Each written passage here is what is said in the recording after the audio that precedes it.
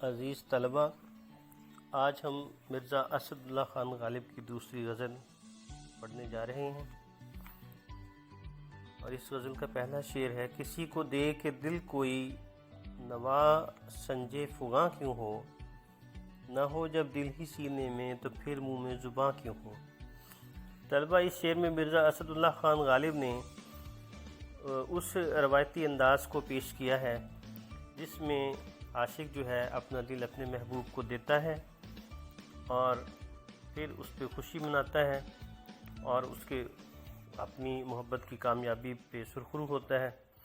لیکن دوسری طرف اسی روایتی انداز میں محبوب جو ہے وہ ہمیشہ اپنے عاشق سے بے مروتی، بے اعتنائی اور بے رخی کا انداز اپنائے رکھتا ہے، جس کی وجہ سے عاشق کو بے شمار دلی طور پر پریشانیوں کا، بے چینی کا اور بے قلی کا سامنا کرنا پڑتا ہے۔ اس کے ساتھ ساتھ معاشرت کی لان تان کا بھی وہ اپنا حقدار ٹھہرتا ہے۔ تو اس شعر میں غالب نے یہی بتانے کی کوشش کی ہے کہ اگر آپ نے کسی کو دل دے دیا ہے تو پھر آپ کو نواں سنجے فغاں ہونے کی ضرورت نہیں ہے، رونے پیٹنے، آہوزاری کرنے کی ضرورت نہیں ہے، چیخنے چلانے کی ضرورت نہیں ہے۔ وجہ اس کی یہ ہے کہ آپ نے چونکہ دل خود ہی دیا ہے اور دل دے دیا ہے تو اب آپ کو، اور ویسے بھی یہ انسانی حقیقت ہے، انسان کی زندگی کی یہ حقیقت ہے کہ دل جو ہے سمجھا جاتا ہے یہ خواہشوں کا، آرزوؤں کا مرجع ہوتا ہے، اما جگاہ ہوتی ہے، اور خواہشیں جب پیدا ہوتی ہیں تو انسان پھر ان پہ عمل کرتا ہے اور عمل آگے بڑھ کر انسان کو کامیابی اور ناکامی سے دوچار کرتا ہے۔ لیکن جب آپ نے دل ہی دے دیا اور آپ کے پاس دل رہا ہی نہیں تو پھر آپ روئیں گے، چیخیں چلائیں گے تو اس کا کوئی حاصل نہیں، اس کا کوئی فائدہ نہیں ہے۔ لہذا غالب نے اس بات کی طرف اشارہ کیا ہے کہ آپ نے کسی کو دل دینا ہے تو دے دیں، لیکن پھر دینے کے بعد آپ کو اس راستے میں جن مشکلات کا سامنا کرنا پڑے گا، محبوب کی طرف سے بے اعتنائی کا، بے مروتی کا، بے رخی کا اور اچھے سلوک کی جو ہے توقع آپ کو نہیں رکھنی چاہیے، لہذا آپ کو پھر رونے چیخنے چلانے کی ضرورت نہیں ہے۔ اور دوسرے مصرعے میں پھر اسی بات کو مزید بتا دیا: نہ ہو جب دل ہی سینے میں تو پھر منہ میں زباں کیوں۔ جب آپ کا دل ہی سینے میں نہیں رہا تو پھر آپ کے منہ میں زبان بھی نہیں ہونی چاہیے، آپ کو اپنی زبان سے بھی اس کا کوئی اظہار نہیں کرنا چاہیے۔ اور ابھی ہم نے جیسے کہ پہلے ذکر کیا کہ دل ہوگا تو انسان اس پہ سوچ و بچار کرے گا، سوچ و بچار کرے گا تو اس پہ عمل کرے گا، اور عمل کے بعد پھر بات آگے بڑھے گی۔ لیکن چونکہ دل ہی نہیں ہے، سینے میں کوئی ایسی بات ہی نہیں ہے، لہذا جو بھی پھر آپ کو منہ میں سے کچھ نہیں کہنا اور آرام سے محبت کے راستے میں آنے والی تکالیف اور مصیبتوں کو برداشت کرنا ہے۔ وہ اپنی خو نہ چھوڑیں گے، ہم اپنی وضع کیوں چھوڑیں، سبک سر بن کے کیا پوچھیں کہ ہم سے سرگراں کیوں ہو۔ خو کے میں نے عادت ہوتے ہیں، وضع انداز کو کہتے ہیں، سبک سر میں نے کہتے ہیں کمتر ہونے کو، گھٹیا ہونے کو، کمینہ ہونے کو، اور سر گراں کہتے ہیں بھاری ہونا یا کمزور ہونا، اور گریز بھی کرنا اور پیچھے دور بھاگنا۔ تو شاعر نے اس شعر میں یہ بتانے کی کوشش کی ہے کہ میرے محبوب کی جو عادت ہے وہ اس کو کبھی نہیں چھوڑے گا، اور اس کی عادت کی ہم نے خود وضاحت کرنی ہے کہ وہ بے رخی کی ہے، بے اعتنائی کی ہے، بے مروتی کی عادت ہے، اور ہماری محبت کا اقرار نہ کرنے کی عادت ہے، پیار کا جواب پیار سے نہ دینے کی عادت ہے، اور اسی وجہ سے پھر اگر چونکہ محبوب نے اپنی عادت نہیں چھوڑنی تو ہم نے بھی اپنا انداز نہیں بدلنا۔ اور محبوب کا انداز کیا ہے؟ اس میں دو پہلو ہیں، ایک تو یہ کہ وہ پوری جان نثاری سے، پورے خلوص سے جو محبوب کی طرف سے اس کو جس بے اعتنائی کا اور بے مروتی کا سامنا کرنا پڑے گا اسے برداشت کرے گا اور اپنی عادت جو ہے عاشقی کی اس روایت کو نبھائے گا۔ دوسرا یہ کہ اس کے اندر اپنی جو انا ہے اس کا بھی کچھ احساس ہے اسے، اور وہ چاہتا ہے کہ میں محبت تو کرتا ہوں لیکن اپنی انا کو میں نہیں بیچ سکتا۔ اگر محبوب جو اپنے انداز کو نہیں بدلتا، پیار کا جواب پیار سے نہیں دیتا، وعدہ کرتا ہے تو اس کی وعدہ خلافی نہیں کرتا، اور وعدہ خلافی کرتا ہے تو پھر میں بھی اپنی عزت جو ہے، اپنی انا جو ہے اس کو داؤ پہ نہیں لگاؤں گا، میں بھی اسی انداز میں اس کو اپنی محبت کا یقین تو دلاتا رہوں گا لیکن اپنی انا کو اس کے ہاتھوں نہیں بیچوں گا۔ سبک سر بن کے کیا پوچھیں کہ ہم سے سرگراں، تو میں اتنا کمتر ہو کے یہ نہیں پوچھنا چاہتا آپ نے محبوب سے کہ آپ ہم سے کیوں سر گرا ہیں، آپ ہم سے کیوں بھاگتے ہیں، ہمارے ساتھ آپ کا یہ جو رویہ ہے بے اتنائی کا یہ کیوں آپ نے کیا ہوا ہے۔ تو یہ انداز بھی میں اپنی خودی کو، اپنی انا کو بیچ کر محبوب کے آگے اتنا نہیں گر سکتا کہ محبت کے ہاتھوں مجبور ہو جاؤں اور محبوب سے وہ تمام باتیں سنوں یا محبوب کے سامنے اپنی عزت کا سودا کر دوں اور اپنی انا کو بیچ دوں۔ تو ایسا ممکن نہیں ہے۔ اگر محبوب اپنی عادت کو نہیں چھوڑتا تو میں بھی اپنے انداز کو نہیں بدلوں گا اور یہ معاملہ اسی طرح چلتا رہے گا۔ اس کو یوں بھی کہہ سکتے ہیں کہ پھر یوں ہوا کہ راستے یکجا نہیں ہوئے، وہ بھی انا پرست تھا، میں بھی انا پرست۔ یا غمخوار نے رسوا لگے آگ اس محبت کو، لاوے تاب جو غم کی میرا راستہ کیوں ہو۔ اس شعر میں غالب نے اپنے دوست کے حوالے سے بات کی ہے کہ دوست، رفیق، رازدان وہ ہوتا ہے جو راز کو رازدان رکھے، لیکن جو رازدان کی طاقت کو، رازدان کی قوت کو، رازدان کے انداز کو، رازدان کی تاب کو نہ برداشت کر سکے، وہ رازدان کیا ہوا۔ تو میرے دوست جو ہے وہ میرا رازدان تبھی ہوگا جب وہ میرے راز کو راز رکھے، اسے افشا نہ کرے تاکہ مجھے ذلت کا سامنا اور پریشانی کا سامنا نہ کرنا پڑے۔ لیکن ایسا ہے نہیں، اور اس شعر میں ہمیں یہی مرزا غالب نے بتانے کی کوشش کی ہے کہ غم خوار نے رسوا کر دیا ہے۔ اور یہ غم خوار نے رسوا کیوں کیا ہے؟ محبت کی وجہ سے۔ تو دو باتیں ہو گئیں، ایک تو محبت کی وجہ بنی، محبت وہ وجہ بنی ہے جس کی وجہ سے یہ سارا سلسلہ ہوا ہے۔ اگر ہم محبت نہ کرتے، اپنا رازدان نہ بناتے، راز افشا نہ ہوتا، راز افشا نہ ہوتا تو ہمیں پریشانی کا سامنا نہ کرنا پڑے۔ تو اس غم خوار نے ہمیں رسوا کر دیا، یہ میرا راستہ نہیں ہے، یہ میرے راز کو راز نہیں رکھ سکا۔ لیکن اس کی بنیادی وجہ جو محبت بنی ہے، جو ہمیں اختیار کی تھی، اور اس محبت کی وجہ سے ہمیں یہ ساری بدنامی، پریشانی کا سامنا کرنا پڑا ہے۔ لہٰذا اس محبت کو ہی آگ لگے جس کو ہم نے اپنا لیا اور جس کی وجہ سے ہمیں یہ سارا پریشانی کا اور بدنامی کا اور رسوائی کا سامنا کرنا پڑا ہے۔ دوسری طرف رازدان کی طرف ہی بتا دیا کہ ایسا دوست جو راز کو راز نہ رکھ سکے، اس دوست کا کیا فائدہ، جس کی وجہ سے ایک تو راز فاش ہو جائے، دوسرا بدنامی کا سامنا کرنا پڑے۔ یہ کہہ سکتے ہو ہم دل میں نہیں ہیں پر یہ بتلاؤ کہ جب دل میں تم ہی تم ہو تو آنکھوں سے نہاں کیوں ہو۔ یہ بڑا خوبصورتی سے مرزا غالب نے، شاعر نے، یہ محبوب کو طنزیہ انداز میں یہ بتانے کی کوشش کی ہے کہ جب بھی ہم آپ سے بات کرتے ہیں تو آپ ہمیں طنزاً یا تانا تن یہ کہہ دیتے ہیں کہ ہم تو آپ کے دل میں نہیں ہیں، آپ ہم سے محبت نہیں کرتے، آپ ایسے ڈرامہ کرتے ہو۔ تو جواباً یہ ڈائلاگ جو ہے اس مصرعے میں یہ ہمیں نظر آ رہا ہے۔ تو جواباً عاشق کہتا ہے کہ یہ کہہ سکتے ہو ہم دل میں نہیں ہیں، کہ تم یہ کہہ سکتے ہو کہ تم ہمارے دل میں نہیں ہو، پر یہ بتلاؤ کہ جب دل میں تم ہی تم ہو تو آنکھوں سے نہاں کیوں۔ تو میں یقین دلاتا ہوں 100%، 100% میں آپ کو کہتا ہوں کہ تم ہی میرے دل میں ہو، لیکن تم ہمارے دل میں ہو اور یہی میں تمہیں باور کرا رہا ہوں، لیکن آپ آنکھوں میں سے کیوں نہیں نظر آ رہے، سامنے کیوں نہیں آتے۔ آپ کا انداز جو ہے، آپ کی جو محبت ہے ہمارے دل میں تو موجود ہے، کہ تم جتنے بھی بہانے کر لو کہ ہم دل میں نہیں ہیں، لیکن تم ہمارے دل میں ہو اور آنکھوں سے بھی نظر آنا چاہیے۔ اس محبت کا اظہار جو ہے آنکھوں میں بھی ہونا چاہیے اور سامنے بھی۔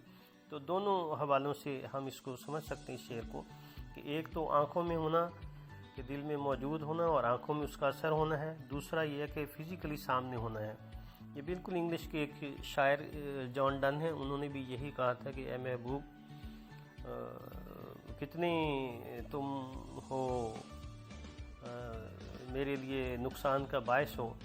کہ تم میری آنکھوں میں موجود ہو، میری آنکھوں میں تمہارا عکس ہے، اور جب میں روتا ہوں تو تمہارے عکس کو تمہیں میں اپنے آنسوں سے بہاتا ہوں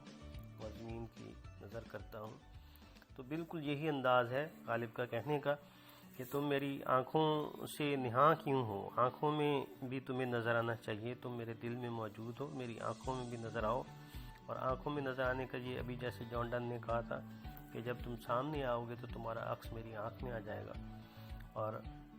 دونوں طرح سے، فزیکلی بھی اور آنکھ میں آنے سے بھی تم میرے اندر موجود ہوگے، اور یوں مجھے اپنی محبت کا احساس ہو جائے گا کہ میرا محبوب نہ صرف میرے پاس ہے بلکہ میری آنکھوں میں، میرے دل میں سمایا ہوا ہے۔ یہ فتنہ آدمی کی خانہ ویرانی کو کیا کم ہے، ہوئے تم دوست جس کے دشمن اس کا آسماں کیوں ہو۔ اس شعر کو ہم محبوب کے حوالے سے بھی اور دوست کے حوالے سے بھی دونوں طرح سے سمجھ سکتے ہیں اور اس کی تشریح کر سکتے ہیں۔ ایک تو سمپلی کہ دوست کو کہا جا رہا ہے،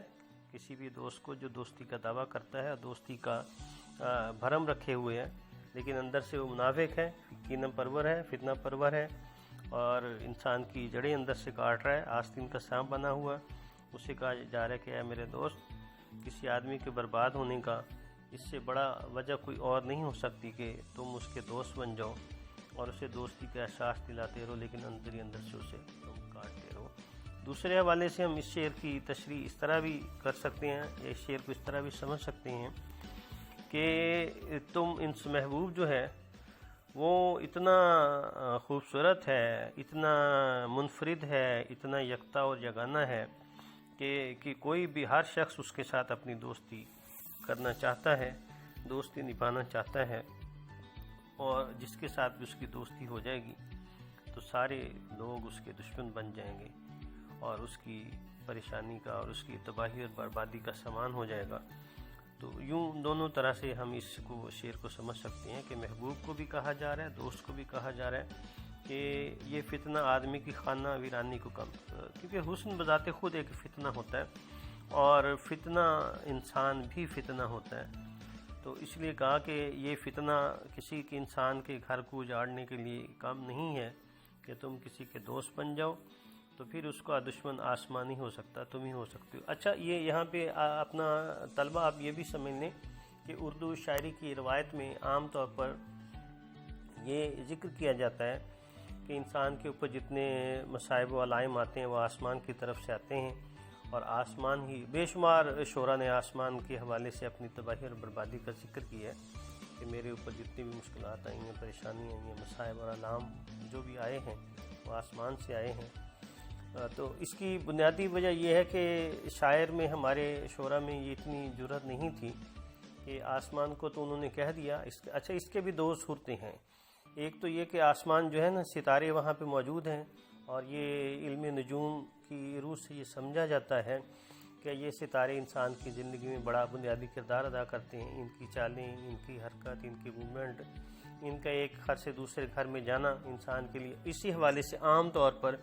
شعراء نے ان ستاروں کی چالوں کی وجہ سے ہی آسمان کو کہا کہ آپ میرے لیے خوشی کا باعث بھی بنتے ہیں اور پریشانی کا باعث بھی بنتے ہیں۔ دوسرا، چونکہ آپ جانتے ہیں کہ ہم جب دعا کرتے ہیں تو آسمان کی طرف ہاتھ اٹھا کے دعا کرتے ہیں، اور اس دعا کا استعارتاً مقصد یہ ہوتا ہے کہ اللہ تعالیٰ کی ذات جو ہے اوپر ہے۔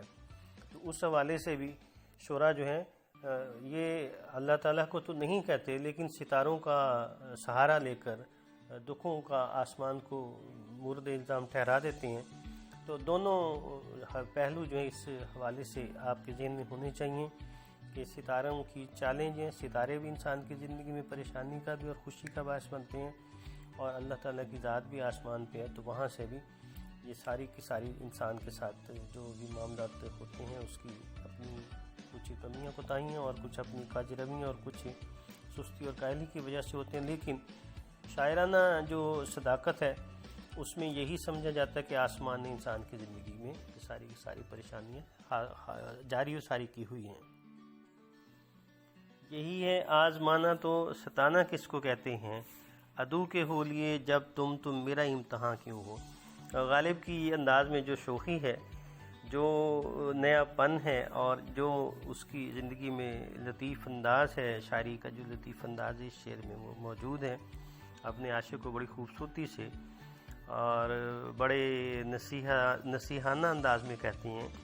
کہ یہی آزمانا تو ستانا کس کو کہتے ہیں، عدو کے ہو لیے جب تم میرا امتحان۔ تو یہ محبوب نے کہا ہے کہ جناب،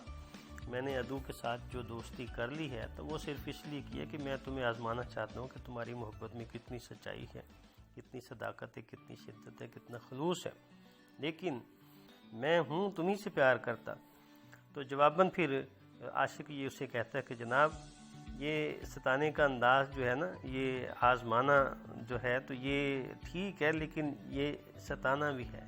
آپ ہماری محبت کا جو امتحان لے رہے ہیں آزمانے کے بہانے، دراصل آپ ہمیں ستا رہے ہیں۔ اصل میں آپ چونکہ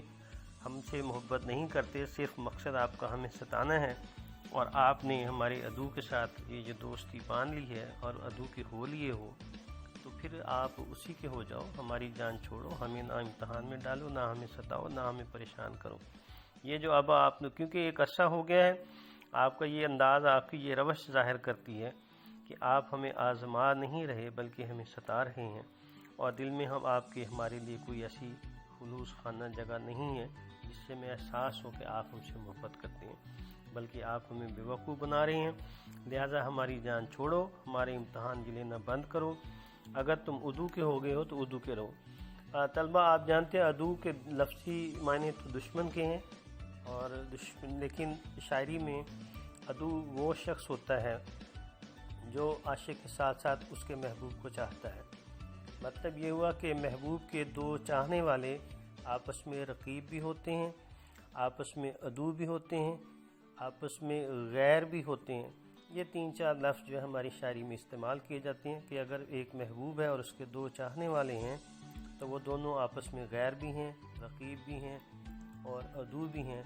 اور عام طور پر محبوب یہی کام کرتا ہے، کبھی کسی ایک چاہنے والے کی طرف ہو جاتا ہے اور دوسرے عدو کو تنگ کرتا ہے، اور کبھی دوسرے عدو کی طرف چلے جاتا ہے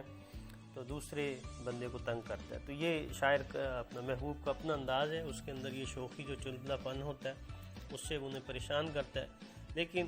یہاں بھی غالب نے یہی کہا کہ جناب، جب آپ میرے عدو کے ہو گئے ہو تو میری جان چھوڑو، میرا امتحان لینا بند کرو اور مجھے بے وقوف بنانا بھی بند کرو۔ نکالا چاہتا ہے کام تانوں سے تو غالب، نکالا چاہتا ہے کام کیا تانوں سے تو غالب، تیرے بے مہر کہنے سے وہ تجھ پہ مہرباں کیوں ہو۔ تو غالب نے اپنے انداز میں، جو کہ ہماری شاعری کی روایت تھی اور بادشاہانہ ہندوستان میں آخری وہ دور چل رہا تھا، اس میں اسی انداز کو غالب نے اختیار کیا، کیونکہ عام طور پر یہ جو درباری شعراء تھے وہ اپنی شاعری کو بادشاہ کے حضور میں یا عمرہ کے حضور میں پیش کرتے تھے اور آخر میں انعام کے حقدار ہوتے تھے۔ تو یہاں بھی غالب نے یہی انداز اپنایا کہ اے غالب، تم اپنے محبوب کو طعنے دے کر، اسے جتا کر، تم اپنا بڑے طریقے سے، بڑی ہوشیاری سے اپنا کام نکالنا چاہتے ہو، لیکن تمہارے بے مہر کہنے سے، یعنی تمہارے محبت نہ کرنے والے کہنے سے، بے مہر محبت کو کہتے ہیں، بے مہر محبت نہ کرنے والا، تو ظالم یا سنگ دل کہنے سے وہ تجھ پر مہربان نہیں ہوگا، تمہارے اس جھانسے میں نہیں آئے گا کہ تمہاری یہ طعنے سن لے، تمہاری یہ کڑوی کسیلی باتیں برداشت کرے اور تم سے محبت کرنے لگ جائے۔ ایسا ممکن نہیں ہے۔ محبوب وہ بڑا ہوشیار ہے، بڑا چلاک ہے، وہ تمہاری ان باتوں میں نہیں آئے گا اور تم سے وہ محبت کا وہ انداز اور روش اختیار نہیں کرے گا۔ تو دوسرے حوالے سے یہ بھی ہے کہ بادشاہ کو یا اس عمرہ جو تھے، سردار جو ہیں، ان کو یہ کہا جا رہا ہے کہ تم جتنی بھی تعریف کر لو، اچھی شاعری سنا کے، محبوب اور محبوب کی بے رخی کی باتیں کر کے، ان سے انعام و اکرام کے جو تم حقدار بننا چاہتے ہو، وہ بھی بڑے ہوشیار ہیں، وہ اتنی جلدی تمہارے ساتھ یہ محبت کا سلوک یا تعاون کا یا انعام و اکرام کا سلوک کرنے والے نہیں ہیں، لہذا یہ کام ایسے ہی چلے گا۔ اچھا عزیز طلبہ، یہ آپ نے غالب کی دونوں غزلیں ہو گئی ہیں ہماری، اور میں نے آپ کو پہلے بھی بتایا تھا کہ غالب کی دونوں غزلیں جو ہیں موسٹ امپورٹنٹ ہیں۔ 10 نمبر کا تشریح کا سوال ان میں سے آتا ہے، آپ نے ان کو اچھی طرح سے تیار کرنا ہے۔ آپ کے ذمہ کام یہ ہے کہ